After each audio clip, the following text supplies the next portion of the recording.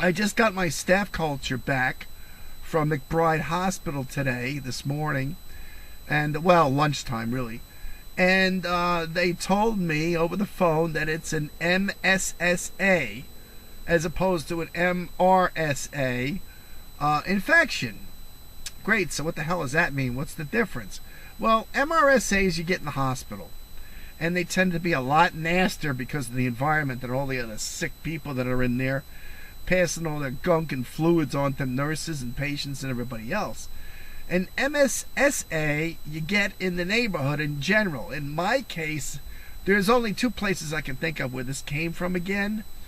Either a dirty bedding that was not washed in proper hot water in several motels, because some of these cheap Hindu bastards, they turn the heat down on the hot water, and we've all done that at home, turn the hot water down to save money on the electric.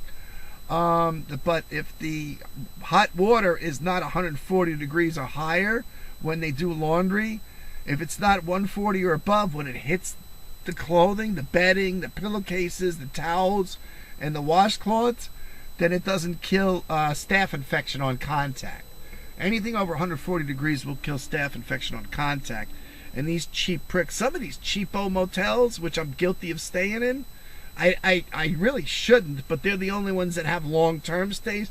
The expensive places, they don't give you week-long terms or month-long terms, whereas the cheaper places, they will give you a monthly rate like an apartment, which is really nice because you get cable TV with channels and some paid channels, and you get Wi-Fi in there, all inclusive, plus your heat, air conditioning, and electric and everything else is all inclusive, and there's no lease.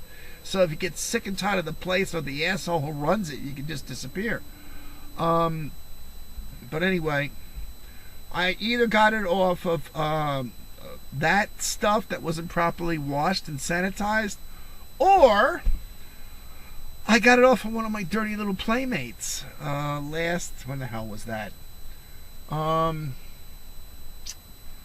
it was before February 8th when I went down to Arizona for the winter. So that would be around the holidays of 2019 when the guy's maid service came in and said, I got some friends in town that need extra money, and she sent one of her little chums over to keep me company one Friday evening. The only problem was I found out later on she was an IV drug user. And no, I didn't have intercourse with this person, but there was still skin to skin contact. And with MSSAs, that's all you need. That's all you need is an arm against a leg, or just two bodies pressed against each other naked, and boom, you got staph transfer. So I could have picked it up that way too. Pretty stupid on my. Then the other thing is I didn't shower immediately after I got rid of her either, which was really stupid. Anyways, the odd thing is, from February 8th to June 1st, I had not been near either of those items, either dirty girls or dirty bedding, since I was in Arizona and kind of car camping, if you will. And it was just before the COVID hit the fan, and then everything went to shit February and March. But it started with me. It started a week after I went back to that motel. First week of June, I hit that place June 1st. And I think the pain, the locking of my right knee took place either the 9th or the 10th of June. And by the way, the motel that I stay in is in Elk City, Oklahoma, and it's owned by a freaking nurse, as a matter of fact. Now, you go figure. You tell me what kind of hospital care you're going to get from this person if they can't take care of their own damn motel business. Ridiculous. So supposedly MSSA is more treatable with pills than MRSA is, but there's just two problems in my case, and I'm aware of them since my face peeled off this past summer after a bout with the back trim tablets that the Elk City Hospital gave me. Every pill available on the market for this bacterium produces SJS-like skin symptoms, or has been known to do so. And the other thing is, I have this MSSA bacteria colonized on a metal implant in my right knee. Now, some people with this infection, this MSSA, they may not have knee replacements. They might have caught it off a dirty gym equipment, a dirty stationary bike or a treadmill in a gym. They might not have any artificial implants on their leg, or in their leg rather, that this shit could hide on for years on end, and then all of a sudden spring up and come to life and attack you. I have that added risk, whereas they might not. Their treatment is a lot simpler than mine is, which is why MSSA is touted as being less threatening than MRSA. But anyway, the prescription changed from Keflex to doxycycline, 100 milligrams. 100 milligrams isn't a lot. So I don't know what the hell this is supposed to do at 100 milligram strength. But it's only for 10 days. These little tabletskis. They're about the same size as the Keflex tablets. It's pretty much the same color too. 100 milligrams twice a day, and I read the instructions with the prescription, and it even says on this particular drugs, it didn't say this with Bactrim, but it said it on this one, that this is one of those sulfa meds or sulfa antibiotics that is known to cause SJS-like symptoms. So I am to stay out of direct sunlight.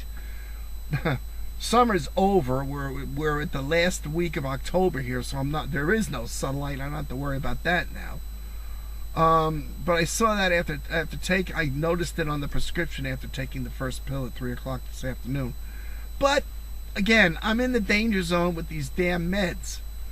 And it's called an allergic reaction to sulfa antibiotics, meaning I might be particularly allergic to any of these sulfa antibiotics on a regular basis, or maybe it's just one or two and the others are fine.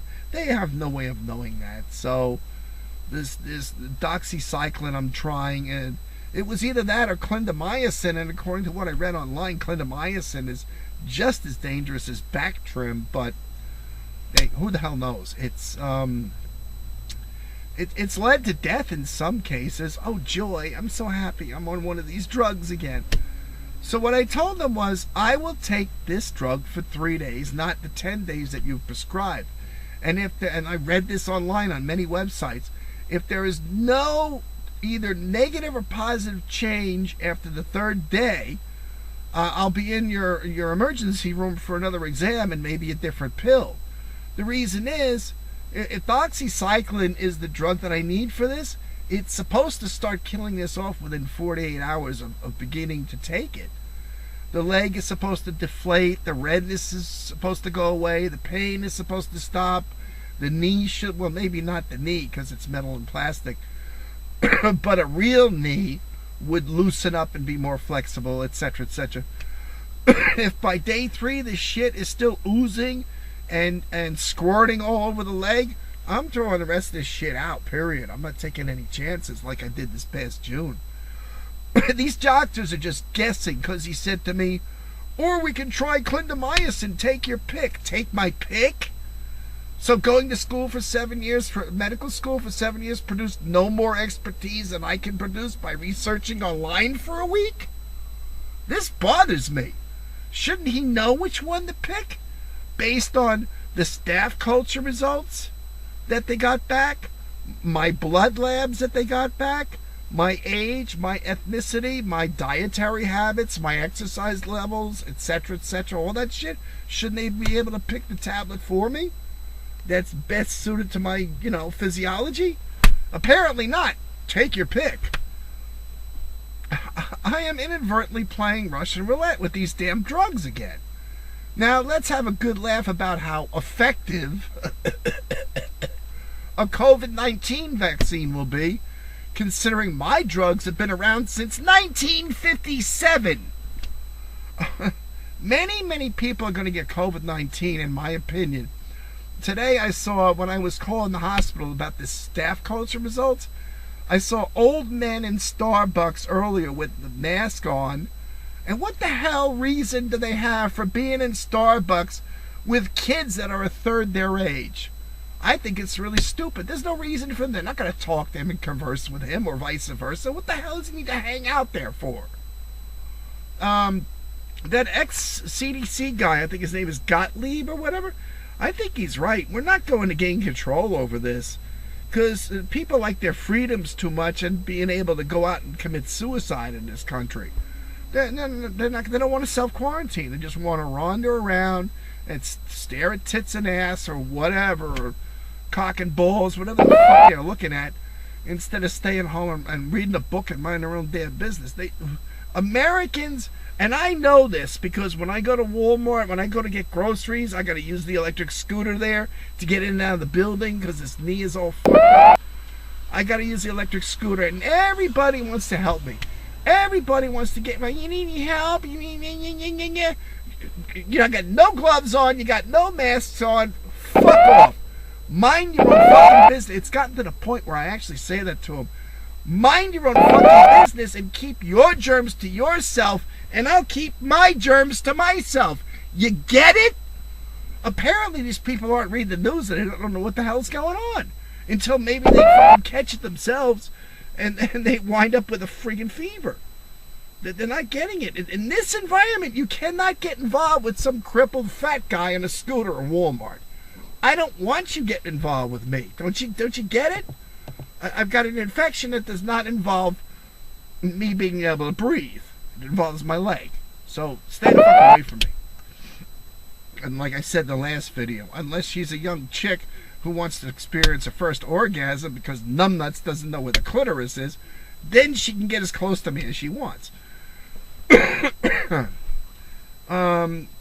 also gave me an appointment for the November 17th to see a surgeon here, but it's just a consultation.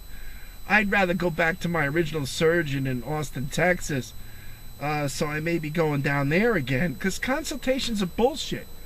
Because all he's going to do is, alright, shut up, whatever, low battery. All he's going to do is parrot everything that I've read on websites already. That's all he's going to say, including Mayo Clinic. If they can find a pill that is cheap and keeps this thing under control the rest of my life, I'll be satisfied with that. But getting cut open every 3 years and having my knee hardware removed and replaced, as far as I'm concerned, is completely stupid.